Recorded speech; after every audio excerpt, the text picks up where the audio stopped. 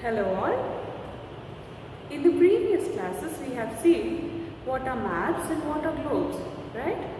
On both maps and globes we are going to represent or we are going to see what the types of thematic maps or what the types of how we are going to represent the places on the maps, right? Political maps or thematic maps like physical maps or any other maps. Now, so many times, even in your previous classes, we have heard the word topo map or in large like topographical map, right? What is this topographical map? Right? Topographical map means in a topographical map, in all the physical maps. So this also, in short, we can say that it's a thematic map. So in this thematic map means it shows how the place is, the minute features of a place, all the minute features of a place. For example, if a place is having a kind of drainage pattern, or if a place is having hilly slopes or undulating terrain, or it's a plain, it's a plateau, or it is having some kind of water divides or any other minute details. All the details will be given in this topographical map. Now let's go into the details of a topographical map. So our today's topic is representation of topographical maps. Topographical maps, the word is derived from two Greek words. Topo means place and graph means write. So topographical map means a place which can be shown. With help of what? With help of what can we show the place? So normally we in political maps we divide the place according to the political borders and show. But here we show it according to a contour line. We show it according to a contour line. Now what is a contour line? Contour lines, these are imaginary lines. These are imaginary lines which are drawn on the map,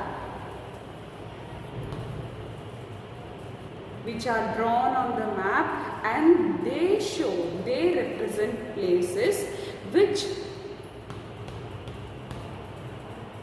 join the places having same height above the mean sea level. So if these are two places X and Y, they are having the equal height above the mean sea level. So the same contour is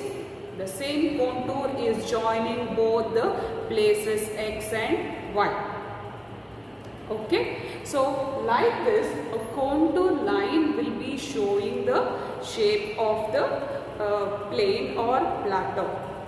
Okay, for example, if you have to show a mathematical figure, square, we show it like this. A rectangle, we show it like this. Aren't we showing with the help of lines? So here also we show the places or we show the landform with the help of contour lines, right? So if the place is a plain, more or less the place will be like this. So more or less places are represented with the help of contour lines, right? Now all the contours will be having some features, right? All the contours will be having some features, right? Now let's see some features of the contours. There will be equal distances between the contour lines. There will be distance between the contour lines. So this distance between the contour lines is known as contour interval. there will be distances between the contour lines, and this distance between contours is known as contour interval.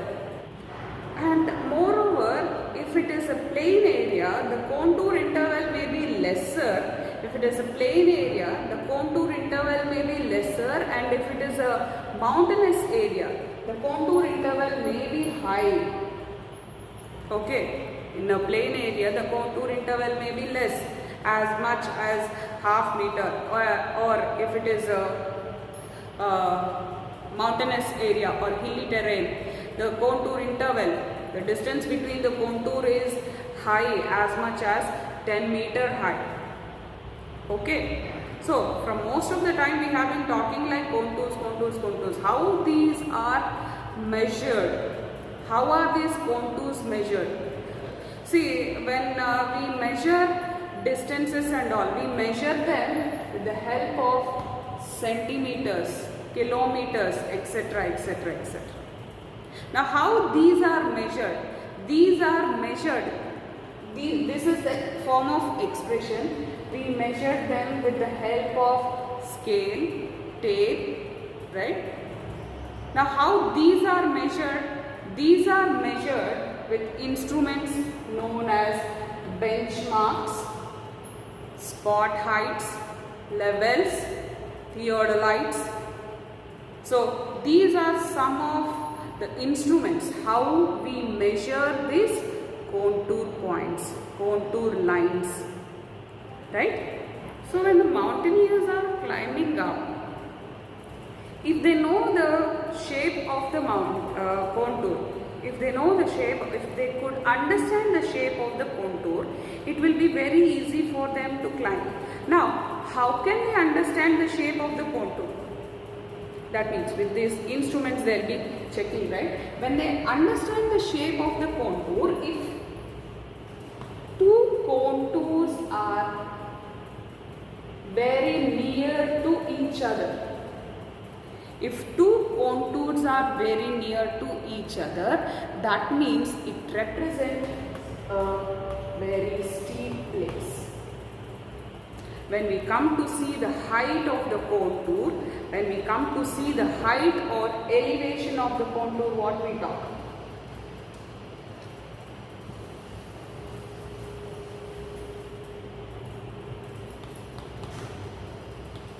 Elevation is nothing but the height of the contour. Elevation is nothing but the height of the contour. When they are very near to each other, it represents a steep area. It represents a steep area. On the other hand, if the contours are far away from each other, so these are two consecutive contours. So this is the contour interval between them, right? This is the contour interval between them. If the contour interval is too high, if the contour interval is too high, then it is known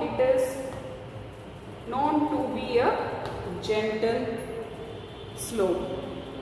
Here it's known to be a steep slope, right? It's known to be a gentle slope here, and it's known to be a steep slope here, right?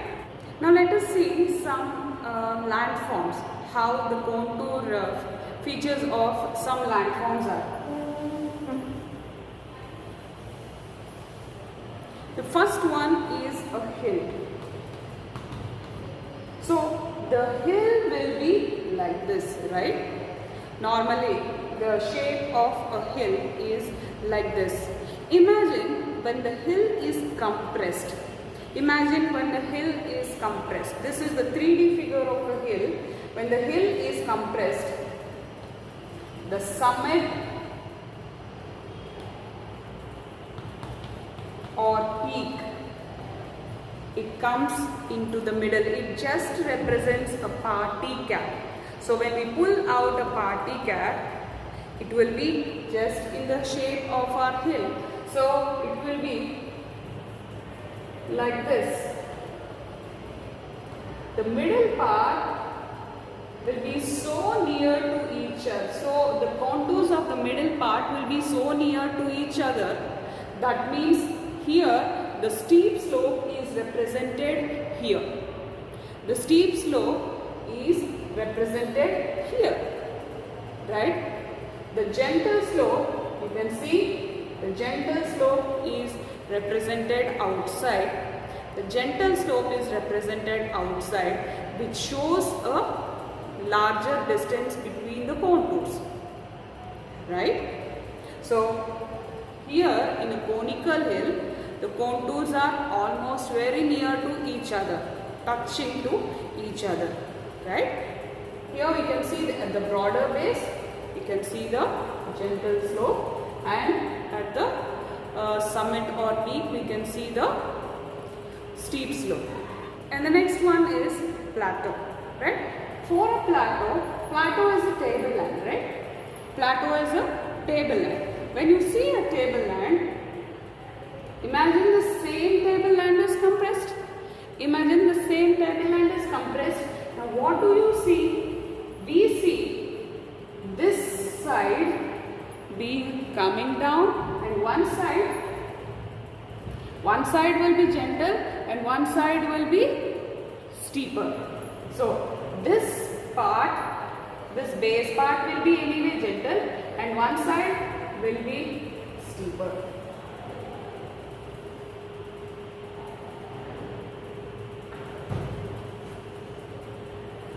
So it will be like elliptical in shape.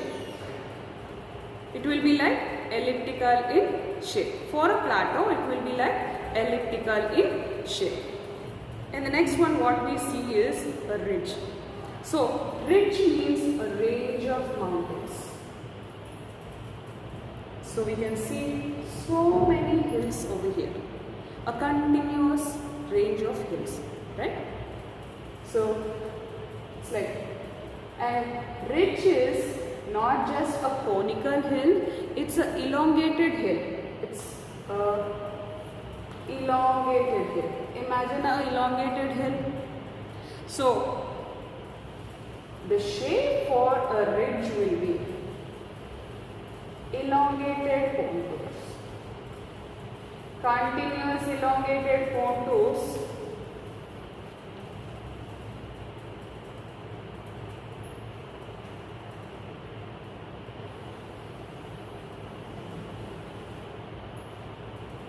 It will be a ridge. Okay.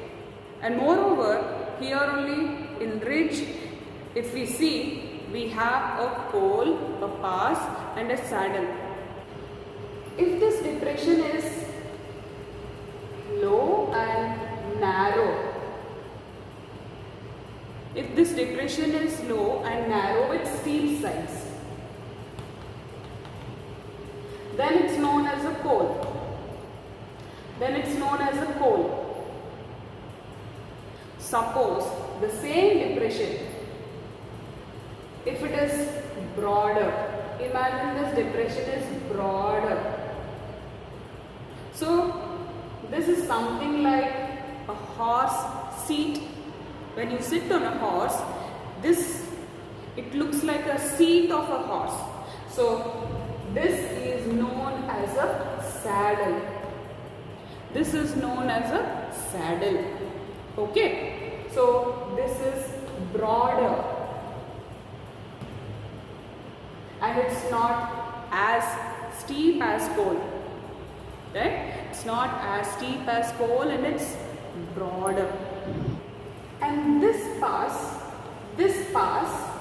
is lowered. This pass is lowered. Imagine this pass is lowered because of running water which is coming from the hills. It's deepened, it's lowered. So then it's known as a gap. Then it's known as a gap. Clear? So this is a col, narrow and steep. This is a saddle, low, broader and low. This is a pass, which is a passage for people, men and animals to go, and that passes if they are deepened, if they are lowered by running water, then that is known as a gap, right? The ridge which is descending, into the valley, it's known as a spur. So these spurs are formed actually as because of erosion.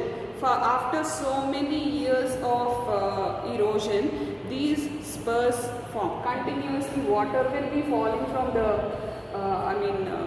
top of the mountains, right? So because of this the spurs keep on forming, and they form water divides. They form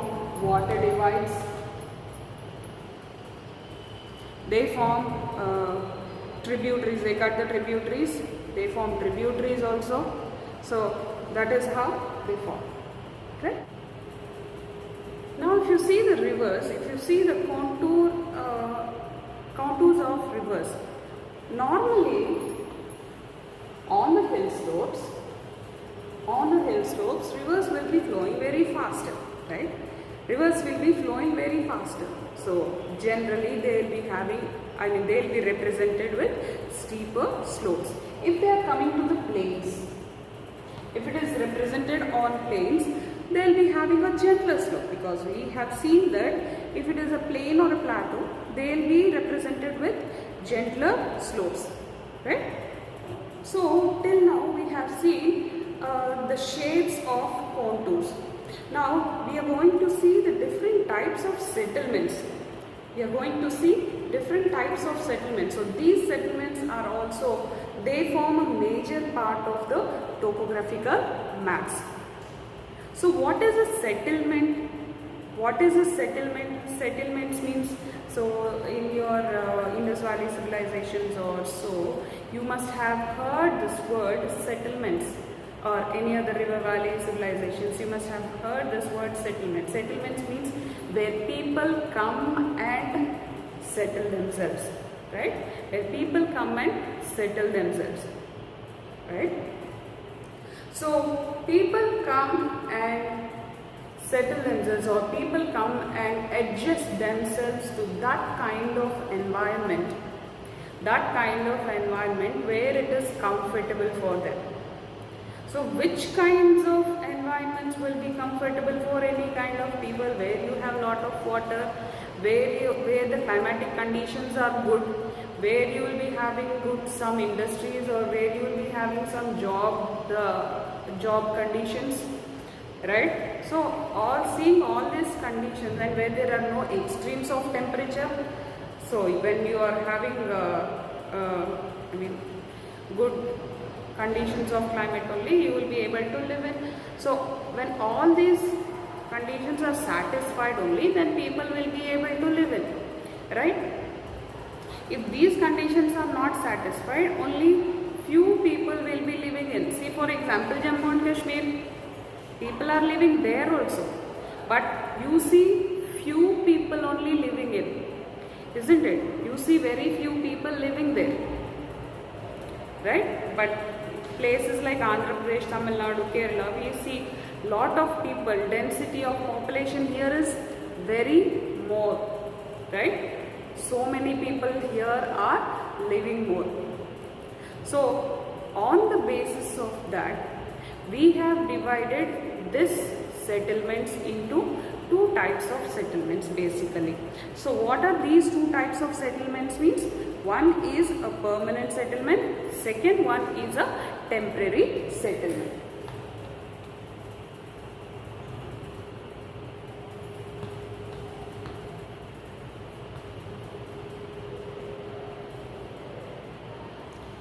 Permanent settlement and temporary settlement. So permanent settlement means where people live for a very long period of time, and temporary settlement means generally they live for a shorter period of time. So generally people who work as laborers who come and work, they generally live for a shorter period of time and they go away to their normal villages or something, right? But people who come for software jobs or whatever jobs, maybe they live for a longer period of time, isn't it? So permanent settlements and temporary settlements. On the basis of their place of settlement, it is divided into two. One is urban settlements and second one is rural settlements. If it is a village, then it is known as a rural settlement, and if it is a town or city, then it is known as a urban settlement. So on the basis of these kinds of settlements, settlements are divided into four major types, right?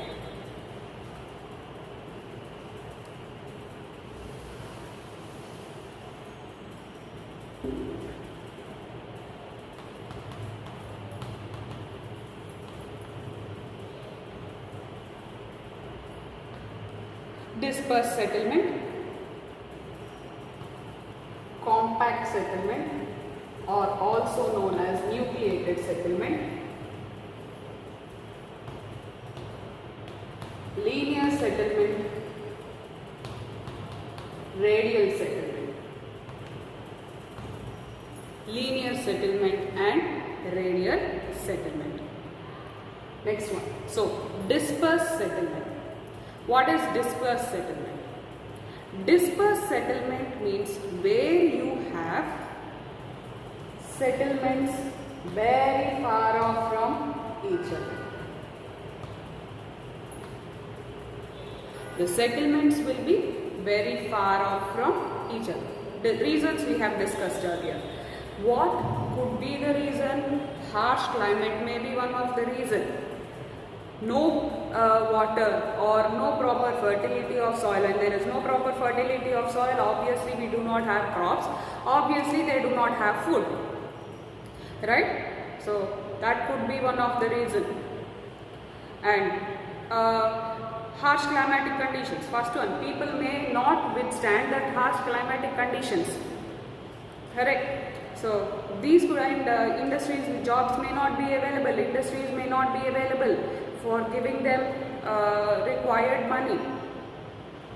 So these may be some of the reasons why people could not live in those places. So this is a dispersed settlement.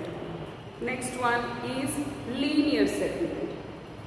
If the settlement is on either side of a road or a river, either side of a road or a river, then it is said to be a linear settlement, right? Normally these settlements, the very next, very near to the coastal area or very near to roadside area, those settlements will be having more comforts than the other settlements which are in the interior side, right? That is what we see.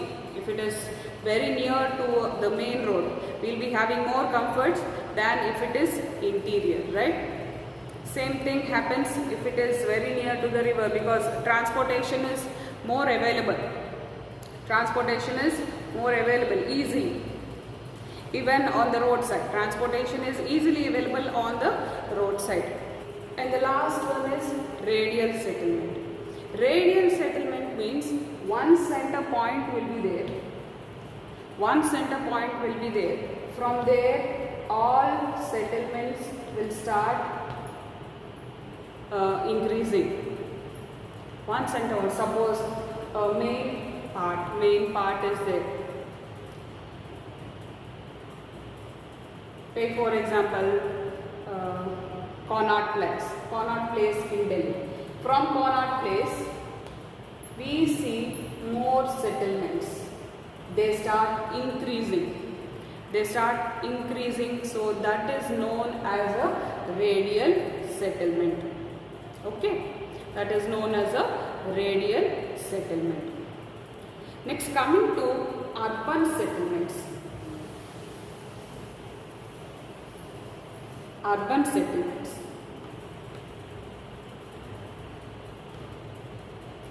So in urban settlements we have seen people coming to cities or towns and settling down.